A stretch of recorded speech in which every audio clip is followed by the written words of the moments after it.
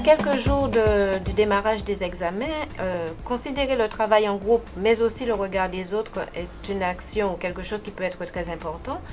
Il est important aussi de considérer les objectifs d'un travail en groupe. On cherchera d'abord à solutionner des problèmes et pour ce faire, on essaiera de mettre en commun à la fois les compétences des uns et des autres, mais aussi les efforts des uns et des autres, puisqu'il est absolument nécessaire que tout le monde participe.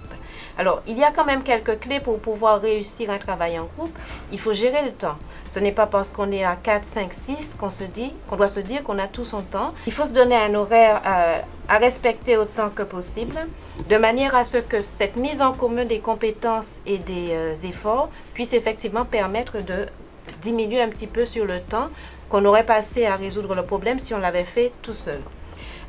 Il est aussi important de rechercher des informations qui soient vraies, c'est-à-dire que les informations qu'on apporte aux autres camarades, il faut qu'on les ait vérifiées d'abord, ou en tout cas si on ne les a pas vérifiées, qu'on soit humble et qu'on dise qu'on n'en est pas sûr, pour que chacun puisse tirer profit de la discussion et que la discussion soit effectivement franche. Donc dans ce cas, pour pouvoir tirer avantage d'un travail en groupe, il est nécessaire que les ressources soient partagées.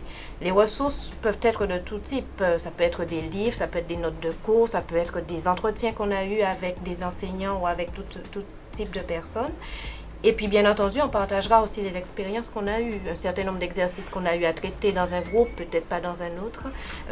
Toutes les formules sont possibles pour pouvoir tirer avantage, mais ceci n'est possible que si chacun participe effectivement au travail.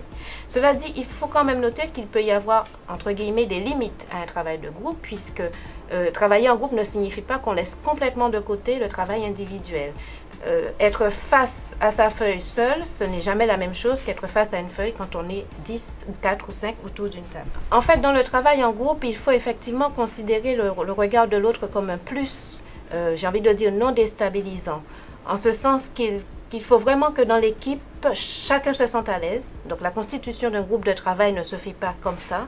Il faut que les personnes qui se mettent ensemble soient effectivement à l'aise les unes avec les autres pour que la critique ou la remarque d'un camarade ne soit pas forcément vue comme quelque chose de négatif ou comme un reproche.